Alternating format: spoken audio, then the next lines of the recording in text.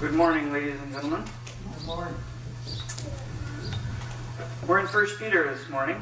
1 Peter chapter 1. We did the introduction last week. And this week we get to actually start into what Peter has to talk about. Like James, Peter is very practical. And he's also very interested in encouraging the Christians that he's writing to. Both James and Peter are writing to Christians that have been scattered outside of where they came from, out of Judea. The Christians that Peter's writing to, we don't know exactly where they came from, how they got to the area that they're in, but certainly they are scattered. You'll notice that when he addresses it, he says, verse 1, Peter, an apostle of Jesus Christ, to those who reside as aliens, scattered throughout Pontus, Galatia, Cappadocia, Asia, and Bithynia. And you'll notice when he says that, he's writing to the people that are scattered. He's not writing to the churches that are scattered throughout those areas. So this letter is written to individuals more than to churches, which again suggests a lot of scattering. There may not be organized churches, or whatever churches there are pretty small. So the people are what's important to Peter. He tells us first off in verse 2 that these Christians that he's writing to, so the Christians that are reading the letter that he has written, that they are chosen. So there's a couple of things that he wants them to know. And the first is that you are chosen. And he says, you're chosen according to the foreknowledge of God the Father by the sanctifying work of the Spirit, that you may obey Jesus Christ and be sprinkled with his blood. So there are a number of things that he wants these Christians to understand right off the beginning about the nature of who they are and the relationship that they have. First of all, they are chosen by God, but where they are at, they are there as foreigners. Verse 1, he says, to those who reside as aliens. And some of you probably have it translated as foreigner. It's the exact same idea that we use when we talk about illegal aliens here in the United States. They're not people from Mars. They're people that have, in that case, they're people that have illegally come into the United States. But you don't have to be an illegal alien to be an alien. It just means that you are, in that case, in the illegal aliens case, they are Mexicans. So they have Mexican citizenship. They've moved to the United States and they have not become American citizens. That makes them aliens. The illegal part is just the process of getting here. But anybody that would come to this country with a citizenship from some other country and then lives here on a permanent basis but doesn't become a citizen of the United States is an alien.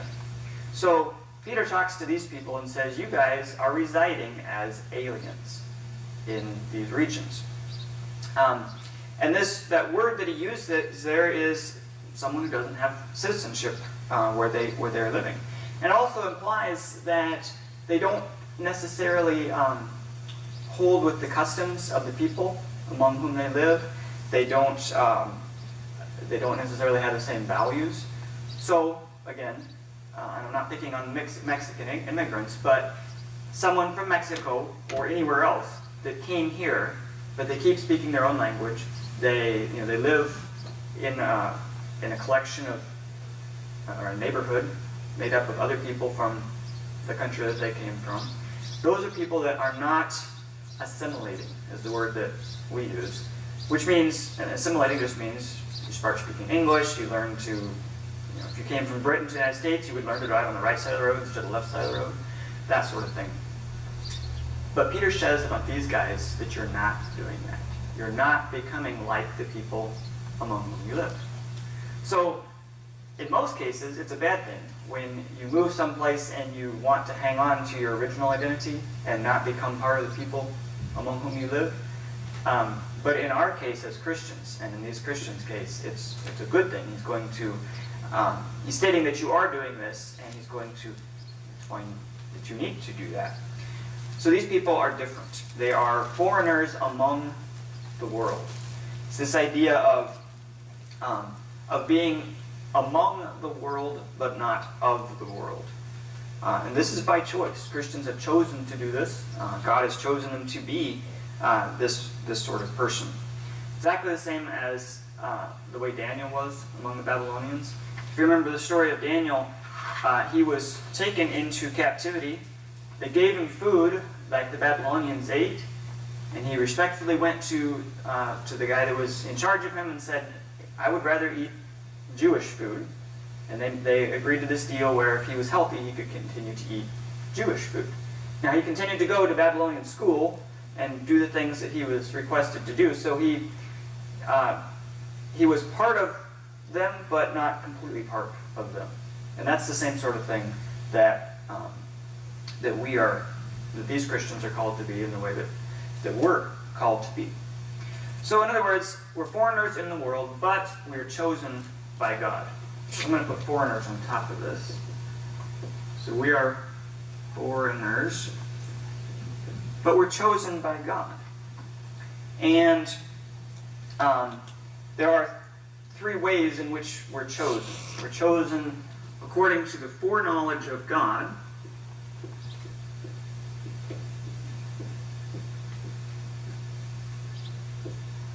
Foreknowledge of God, the consecration of the Spirit, and we're going to talk about what all these things mean. Consecration of the Spirit,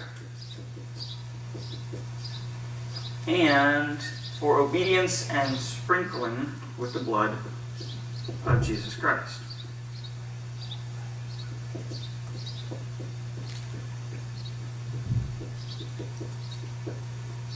So the first thing to note is that all three members of the Godhead are here. The foreknowledge of God the Father, the consecration of God the Spirit, and obedience to God the Son, Jesus Christ. So this, let's start with foreknowledge here. Foreknowledge is one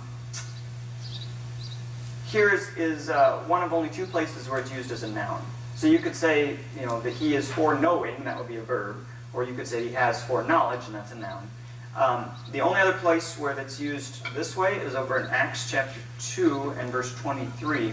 That's where Peter is talking, he's making a sermon on Pentecost, and he says that Jesus was handed over to be crucified according to the foreknowledge of God. But he also uses it as a verb over in Romans chapter 8, verse 23.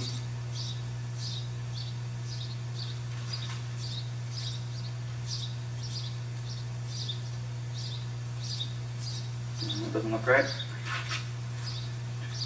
Look at chapter 11, verse 2. Romans chapter 11 and verse 2, where he says that Paul says, God has not rejected his people whom he foreknew. So he's using the same words there, but it doesn't get used very often. But all of them have this idea of beforehand knowledge. And that something happened according to the foreknowledge of God. And it's the idea that there was a plan. So Peter's example in Acts is a good example of that. That Jesus was handed over to the Jews according to the foreknowledge of God. Not by accident, not because they were stronger than God, not because he had this plan and the Jews were able to thwart it in some way, but God had a plan to hand over Jesus to the Jews for crucifixion. And so it happened according to the foreknowledge of God. So back here, we have this verse here, or this way of putting it in verse 1. You guys, you Christians who are scattered all over the place, you were chosen by the foreknowledge of God. So God had a plan to choose you. It's consistent with a prior plan and a purpose of God, which itself should be pretty awe-inspiring. That from a very long time ago, God had a plan to choose us. I don't know that you can argue that this is specifically choosing me, but he had a plan to choose Christians. He had a plan that he wanted to choose people who were going to follow him. This is something he's been working on for a very long time. This is a plan that God has been involved with. In fact, in verse 20, which we're not going to get to today, but in verse 20, Peter says about Jesus, he was foreknown before the foundation of the world. That's in regard to Christ, and particularly in regard to his sacrifice. So even before God created the world, he had this foreknowledge, this plan that he had in mind to choose people through the sacrifice of his Son to be his people. So this is a tremendous thing, that God had a plan that's far bigger than me or you or this church or even all the churches put together in the United States or the world. His plan encompasses all of them and encompasses all of time, even beyond time. So this is a pretty big thing, this plan that God has in mind. We're also chosen by the consecration of the Spirit. Does anybody have, let's see, this is in verse 2, according to the foreknowledge of God the Father by the sanctifying work of the Spirit. Does anybody have anything different for sanctifying? Some of you might have consecration in there. They're very similar, don't mean quite the same thing. But consecrate means to remove from the common and make it holy. Not something we do very much of because we just don't.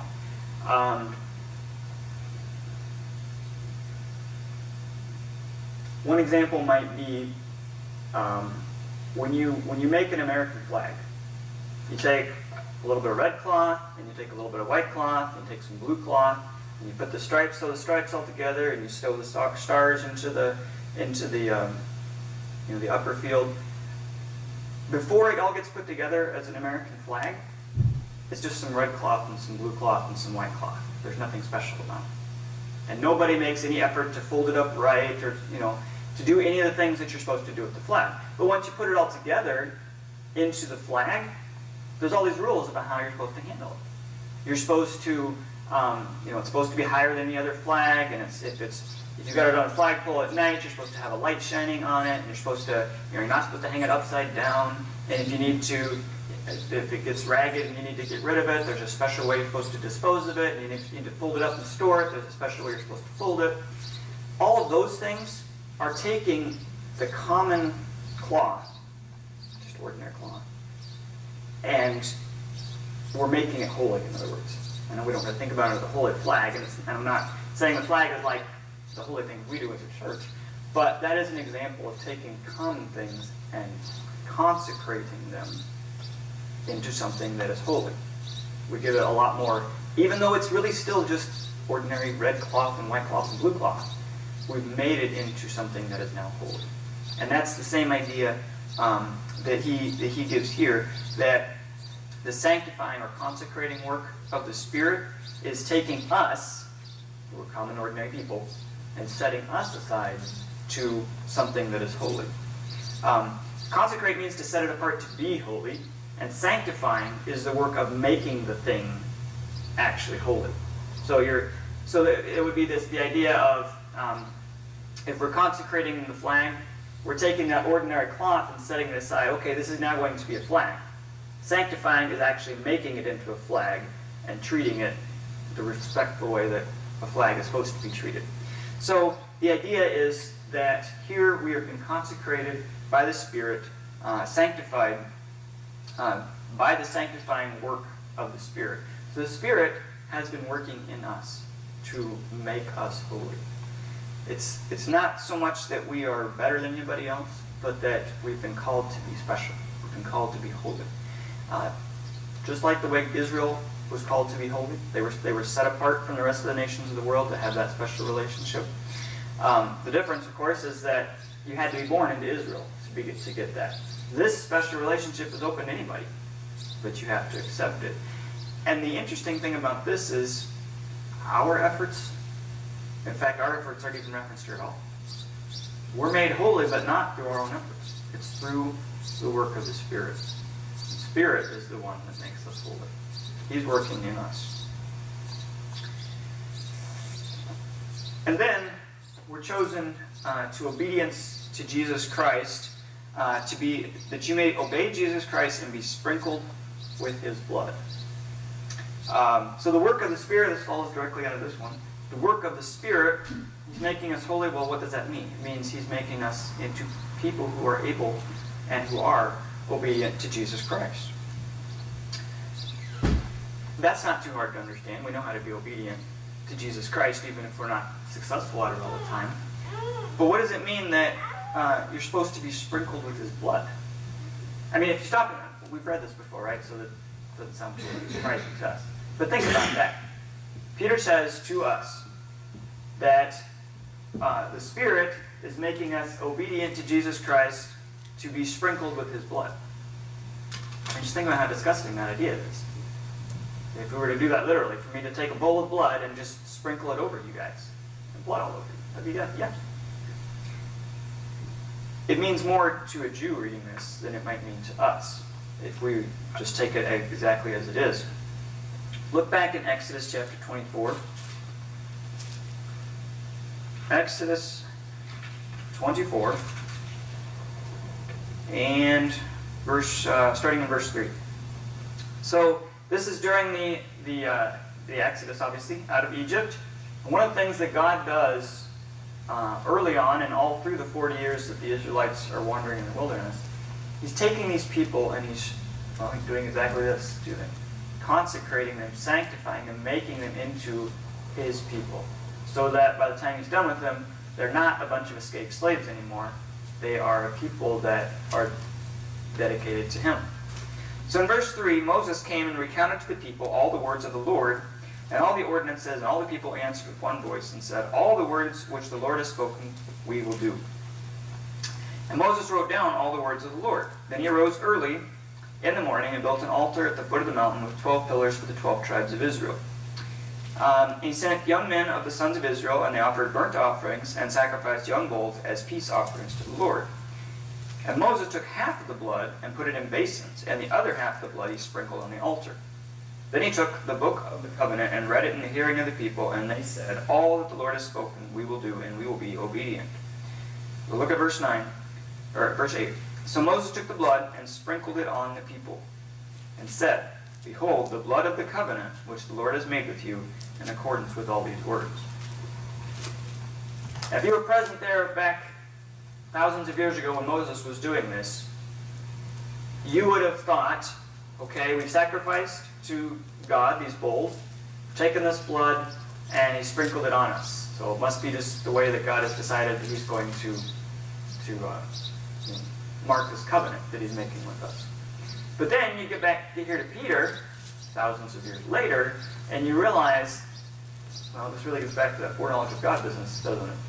God wasn't just deciding, well, I guess of all the symbols I could choose, I'm going to choose blood. He sprinkled the blood on them as a covenant, so that later, when he had sacrificed Jesus, he could use Jesus' blood to cleanse us exactly the same way, and so that Peter could bring that up to us. Sprinkling by the blood means making the covenant, accepting them as yours. So, the sprinkling by the blood of Jesus Christ is that same covenant that the Israelites had with God. We will be your people, and you will be our God. And God saying to them, I will be your God, and you will be my people. We, Christians, these guys that Peter is writing to, have exactly that same covenant that they did. All right. So let's move on to verse 3, down through verse 9. Peter says, blessed be the God and Father of our Lord Jesus Christ, who according to his great mercy has caused us to be born again to a living hope through the resurrection of Jesus Christ from the dead, to obtain an inheritance which is imperishable and undefiled and will not fade away, reserved in heaven for you, who are protected by the power of God through faith, for a salvation ready to be revealed in the last time. In this you greatly rejoice, even though now for a little while, if necessary, you have been distressed by various trials, that the proof of your faith, being more precious than gold, which is perishable, even though tested by fire, may be found to result in praise and glory and honor at the revelation of Jesus Christ. And though you have not seen him, you love him.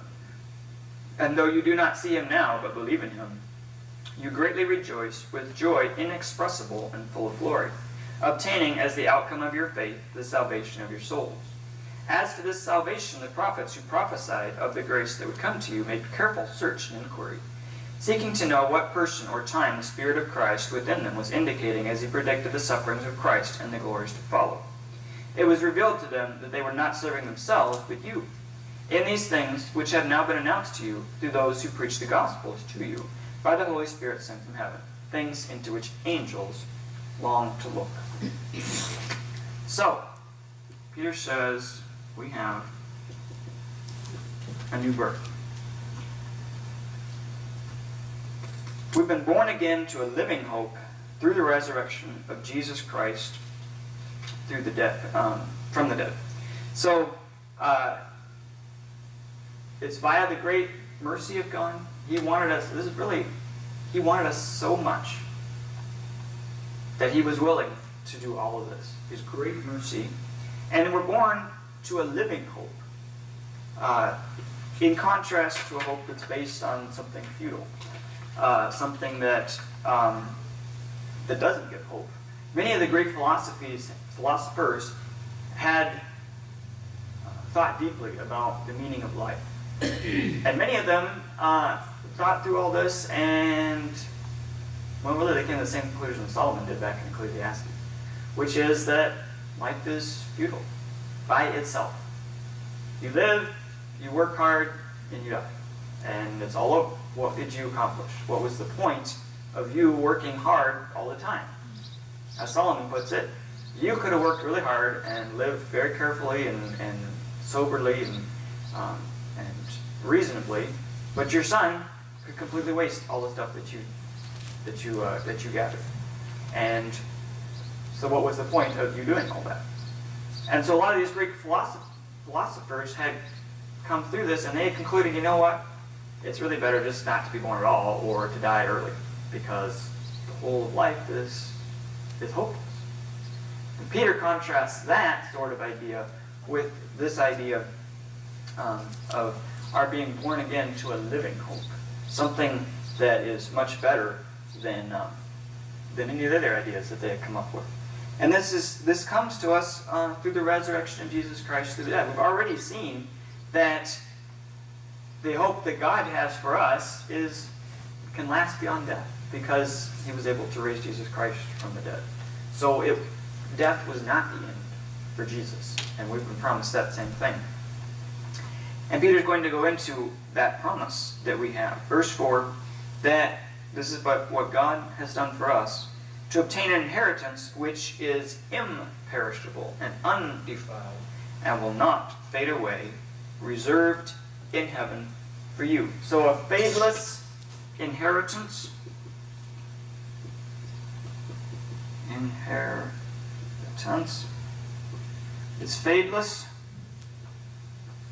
and it's imperishable.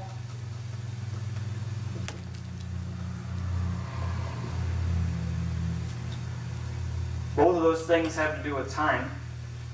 Something that fades away is something that, think about that flag we were just talking about. What happens to a flag when it's been left out in the sun for a long time? It fades. The colors are not as bright as they used to be, and eventually the red turns into pink, blue gets to be very faded blue, and it gets to not look very good. Likewise, things that are perishable.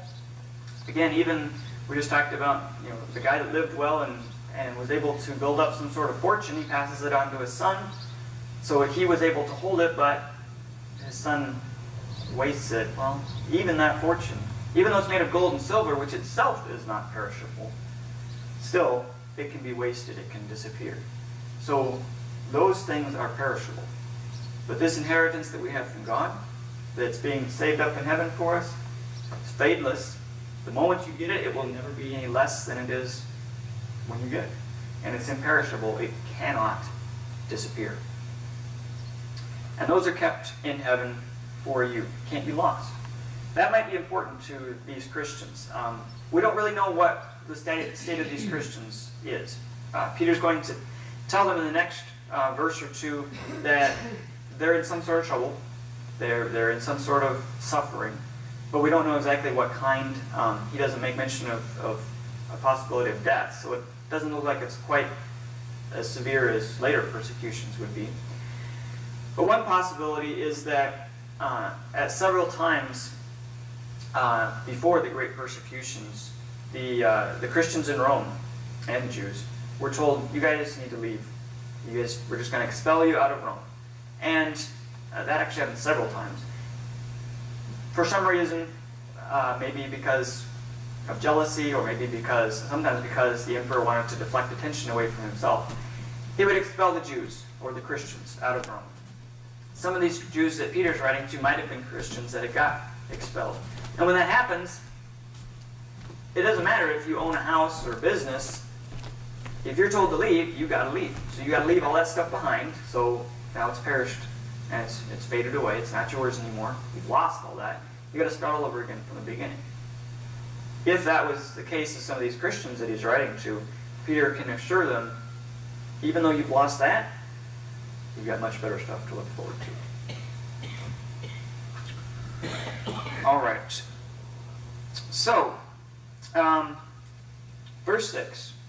In this you greatly rejoice, even though now for a little while, if necessary, you've been distressed by various trials. This is something that James hit too in the very beginning of his letter. He told the Christians that he was writing to that, yes, you're dealing with trials. You should be happy about them, not so much because you're under trial, but because it's going to produce greater faith. And so the fact that your faith is being made stronger is what you're supposed to rejoice over in James. And Peter is saying pretty much the same thing. That, yes, you are dealing with some trials right now. But verse 7, you're rejoicing despite the trials because, in verse 7, the proof of your faith, being more precious than gold, which is perishable even though tested by fire, may be found to result in praise and glory and honor at the revelation of Jesus Christ. So even gold that's been tested by fire, Peter says is perishable. It can be lost one way or the other. But these trials that you're going through are going to prove the genuineness of your faith. This is a faith that's going to glorify Jesus Christ when he is revealed. And he does imply that these trials are necessary, that there is some element that by being Christian there's going to be some trials. I think this is something that American Christians struggle with a bit, because it's easy to look back at these guys, at these ancient Christians, and say, yes, they were dealing with trials. They lost their homes, some of them were estranged from their family, some of them actually did suffer death because of their faith. We can look at Christians in the Middle East right now. Some of them are going through that exact same thing. We can look at, even if they don't suffer death, a Muslim that converts to Christianity is considered dead by his family. They will have nothing to do with him. Likewise with some of the more Orthodox Jewish groups. Someone from that converts into Christianity, they won't have anything to do with it. For folks like us who didn't used to be Muslim or didn't used to be Jewish, our sufferings, I have a hard time saying that we really have any sufferings. We live in a country that has an amendment to the law of the land that says that freedom of religion is necessary. If we were to be fired from our job because we were a Christian, we would have a suit that we could bring under that First Amendment, and we would almost certainly win it. So nobody's going to fire you, in other words, for being a Christian. Or at least it's very unlikely. So our suffering, well, to be honest, it doesn't hold much of a candle to these guys back then, or to a lot of other people around the rest of the world. Even so, we have decided, we've chosen, and God has chosen us to be separated from the world. So there is a certain level of suffering that will come from. We know that we're different from the world around us. So there will be times when your worldly friends will be doing things, wanting to do things, talking about things that you're not a part of, because you're not part of the world. Is that really suffering? It's not much as suffering goes, but there is that feeling that I'm not like those people. And we like to be part of the group around us. We like to fit in. That's part of our human nature. But Peter says that one of the results of our choice is that we're going to be separated, and that's going to lead to some level of suffering. All right, but this is going to lead to verse 9, the outcome of your faith as the salvation of your souls. So the faith that has been proved by this suffering leads to salvation. So our faith, which has been proved, leads to salvation.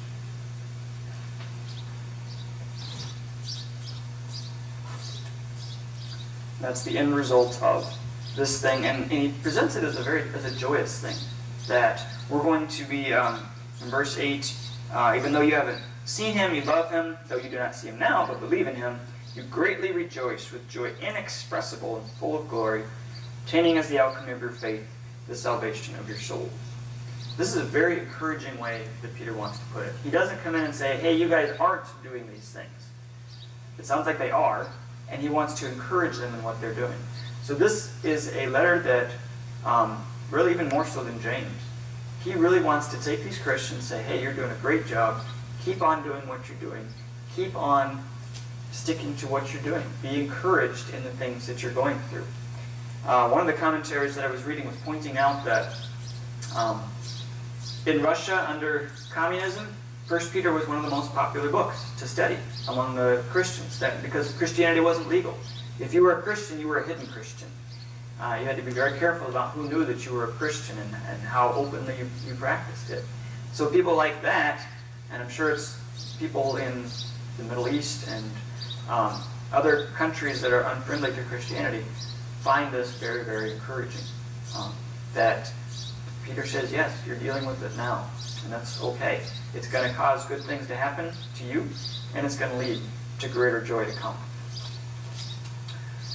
Any questions about this part that we've covered so far? All right. So verse 10. I'm going to stop in verse 12 this morning. Verse 10. As to this salvation, the prophets who prophesied of the grace that would come to you made careful search and inquiry, seeking to know what person or time the Spirit of Christ within them was indicating, as he predicted the sufferings of Christ and the glories to follow. So, again, this goes back to this foreknowledge of God. The prophets talked about this. So this is not something that's come about quickly or something that God just kind of threw together. This is a plan that he has been working on for a very long time. He told the prophets about it, but they did not fully understand it. They talked about what was going to come. This grace that's to come, grace is the idea of giving unmerited favor. That grace is the idea of you haven't earned this honor that I'm giving you, but I'm going to give it to you anyway. This grace, this salvation that we've got from Jesus, is something that's been given to us. Something the prophets were told about, but they didn't understand. So they made search. They wanted to know about it. They wanted to know, so they knew about the Messiah. They knew it was coming. They knew that there was going to be suffering by the Messiah. You might think about things like that passage in Isaiah where he talks about the lamb that was led to slaughter, didn't open up his mouth, and all that sort of thing. But even so, Peter says Isaiah didn't really understand what he was saying. And you can see why it's not spelled out. Once Jesus comes, you can look back at that, oh, I see what he's talking about now. But Isaiah didn't know that.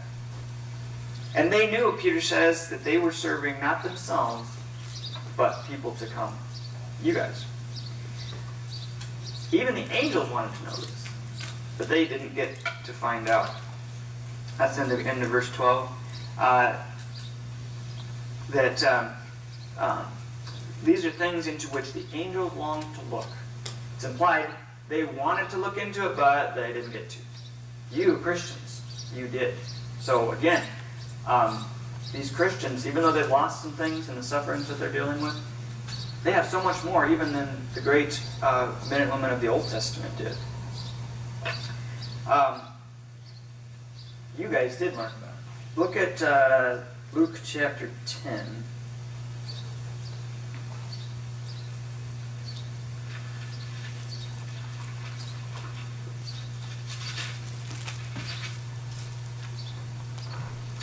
Luke chapter 10, Jesus is talking to his disciples. He says, turning to the disciples, he said privately, "Blessed are the eyes which see the things you see.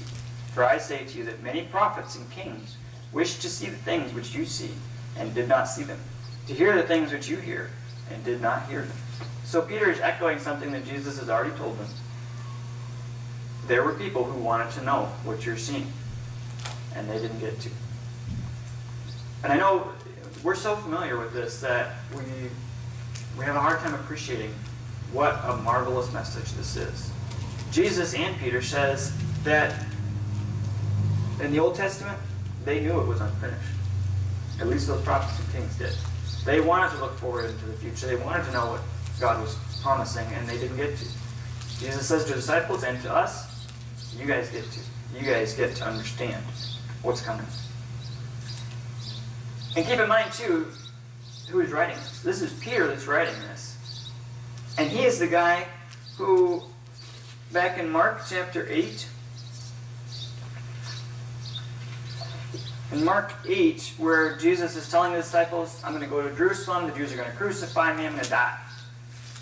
Peter is the guy who's writing this letter that we're reading here. Peter is the guy, in verse 31, or verse 32. And he was stating the matter plainly, that he's going to die and be rejected and so on. And Peter took him aside and began to rebuke him. Turning around and seeing his disciples, he rebuked Peter and said, "Get behind me, Satan, for you are not setting your mind on God's interests, but man's." This guy that's writing this letter is saying that the work of the Old Testament was unfinished. Those people wanted to know what was coming. They wanted to know the end result of those sufferings of the Messiah. The Peter that was following Jesus back then didn't understand that. He didn't know that the Messiah had to suffer. Even though it was there in the Old Testament, he wasn't aware of that. And so he was the one who said, "Jesus, you're not going to go through that. That's not going to happen to you." And Jesus rebuked him. But here, by this time, Peter has matured. And he has learned some things that he didn't know back when he was following Jesus around the Holy Land. This is the guy, based on the testimony of those prophets, he's changed his mind. He's discovered that really, this is going to happen, and it's a good thing. I mean, it sounds bad. It sounds terrible that he's going to die and be crucified and tortured and all that sort of thing. But it's necessary. The suffering that Jesus went through is necessary to get to the end result of God's plan. Getting back to this foreknowledge of God. That plan of salvation. Just like our suffering, which most of the time doesn't approach Jesus's, still our suffering is going to lead to a good result. And Peter's figured that out. And so he wants these Christians to know it, and he wants them to be encouraged with what they're going through. Be made stronger because of what they're going through. Any questions or comments about this first half of chapter 1?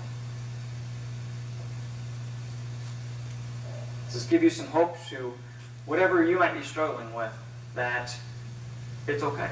That struggle is going to make you into a stronger Christian. That's the purpose of it. Not to make you miserable, but it gives you the opportunity to grow and to be made stronger. Remember, the Spirit is working in you. I don't know how the Spirit's working. I really don't. But I know that Peter says he is. He's the one that is making us into the Christians that God wants us to be. It's not our own work, or it's not even, we're involved, but it's not mostly our own work. He's working in us. So our job is to allow him to work within us, to make us into that person that we want to be, that we know we're not, and that we want to get to. All right, I think that's good enough for one morning. We'll do the second half of chapter 1 next week.